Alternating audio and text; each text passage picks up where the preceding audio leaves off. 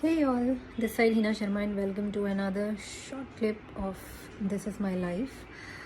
I don't know आप लोगों को कितनी बार ऐसा फील हुआ होगा या कितनी बार आपकी लाइफ में ऐसा एक्सपीरियंस आया होगा जब आपके सामने ऐसी सिचुएशन आ गई होगी कि कुछ ऐसी चीज़ें आपको मिली होंगी कि आपका मन किया होगा कि यार ये चीज़ ना मेरा बिल्कुल भी छोड़ने का मन नहीं है, मतलब मैं इसको छोड़ना नहीं चाहता, this is what I want at this moment और मुझे ये चीज़ चाहिए ही चाहिए। लेकिन ऑन द अदर हैंड आप एक ऐसी सिचुएशन से गुज़र रहे हो कि आपको पता है कि यार ये चीज़ मुझे चाहिए, लेकिन एट द सेम टाइम मुझे एक दूसरी चीज़ भी चाहिए और वो होता है ना, कन्फ्यूजन होती है, हम डेस्परेट हो जाते हैं, हम स्ट्रेस्ड आउट हो जाते हैं एंड सो। तो हमारे को बहुत बार बैक एंड फोर्थ, ऊपर नीचे लाइफ में ऐसी बहुत सारी सिचुएशंस का सामना करना पड़ता है जहाँ पे हम कई बार चीज़ों को लेट गो नहीं कर पाते, हम उसे छोड़ नहीं पाते। हमें लगता है कि यार अगर मैंने इस वक्त इस चीज़ को छोड़ दिया तो मुझे दोबारा नहीं मिलेगा, या हमारे अंदर डर आ जाता है, हमारे अंदर डाउट्स आ जाते हैं। हमें लगता है कि यार पता नहीं फ्यूचर में मुझे ये चीज़ दोबारा मिलेगी या नहीं मिलेगी, मैं इसको नहीं छोड़ सकता, और हम परेशान हो जाते हैं एट्सेट्रा एट्सेट्रा। सो इससे रिलेटेड ना मैं आपको एक छोटी सी स्टोरी सुनाती हूँ कि कभी कभार ना अपने आप को उस लेवल तक पहुँचाने के लिए जहाँ पे आप पहुँचना चाहते हो, आप उस गोल को हासिल करने के लिए जो आपको लग रहा है एट दिस मोमेंट कि इस चीज़ को अगर मैं छोड़ दूँगा तो मैं उस गोल तक नहीं पहुँच पाऊँगा। कई बार बहुत ज़रूरी होता है लेट गो करना, गिव अप करना, इन केस अगर आप समझना चाहें तो। कई बार चीज़ों को और ऑन दैट मोमेंट चीज़ों को एज इट इज़ छोड़ देना कई बार कितना ज़रूरी होता है। लेट मी टेल यू, पहले क्या होता था ना कि लोग शिकार पे जाते थे एंड दे हंट एनिमल्स। तो शिकारी जब ऑब्वियसली शिकार कर रहा है तो या तो उसके पास बंदूक होगी या फिर वो बहुत बड़ा जाल बिछाएगा, और हर जानवर को पकड़ने के लिए अपनी अपनी कोई ट्रिक होती है, कैसे आपको शिकार करना है, किसी भी तरीके से आपको शिकार करना है। लेकिन हाँ, ट्रिक्स तो देखनी पड़ेंगी कि किस जानवर को हम कैसे पकड़ सकते हैं। तो इस स्टोरी में होता क्या है ना कि वो शिकार जो है यहाँ पर एक बंदर का शिकार कर रहा है, और आपको तो पता ही है कि बंदर एक पेड़ से दूसरे पेड़, दूसरे पेड़ से तीसरे पेड़, बंदरों को पकड़ना इतना आसान होता नहीं है। तो वो शिकारी क्या करता है कि एक बहुत बड़ा जार लेता है और उस जार में बहुत सारा खाना रख देता है। और वो जार ऐसा होता है कि नीचे से तो बहुत मोटा और बहुत चौड़ा होता है, लेकिन ऊपर से जो होता है ना उसका मुंह पतला होता है। और होता ये है कि जब वो जार रख के खाना उसमें भर के चला, मतलब साइड में छुप जाता है और देखता है कि बंदर आएगा खाना लेने के लिए, और उस टाइम पे मैं उसे पकड़ लूँगा या कैसे भी उसको जो है शिकार करके उसे अपने साथ ले जाऊँगा। बट जब बंदर आता है, ऑब्वियसली बंदर हाथ डालता है, खाना निकालने की कोशिश करता है, लेकिन वो जार का जो ऊपर से मुंह होता है वो पतला होता है, और उस जार का जो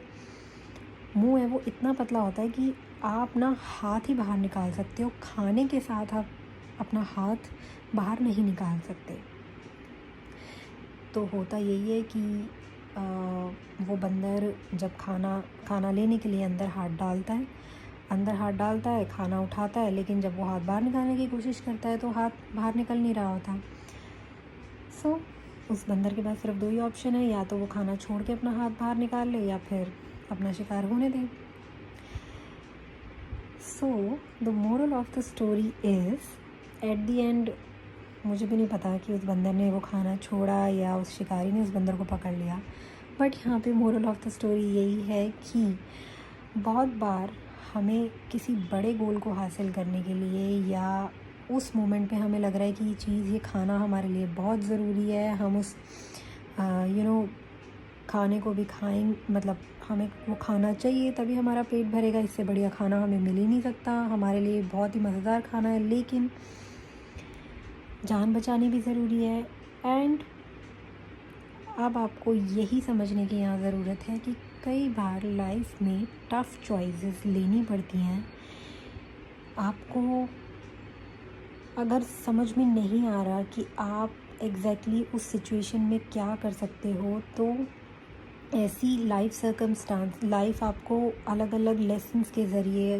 पूरे दिन में कोई ऐसी ट्रिक्स या अपने जादू कुछ भी लाइफ ऐसा करती है जिससे हमें ये पता लग सके कि एक्चुअली में हम चाहते क्या हैं। और ऐसा होता है, बहुत बार होता है। और अगर आपको पता है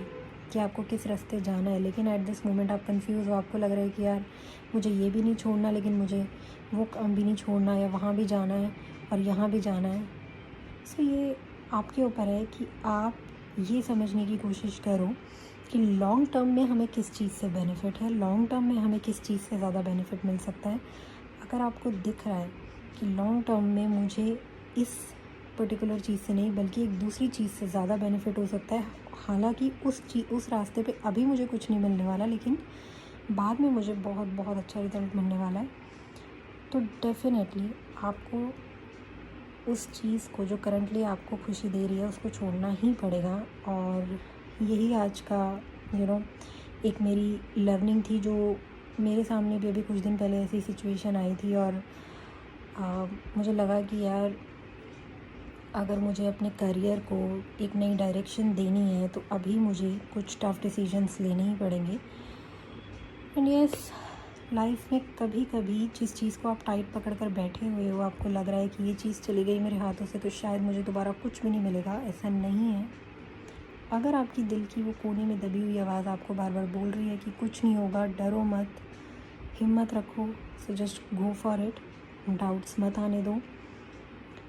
एक बार नहीं हुआ लेकिन दूसरी बारी में ज़रूर होगा। Go for it and just do it. Okay, so this is it. I'll get you another short story maybe tomorrow or day after tomorrow. Till then, bye bye.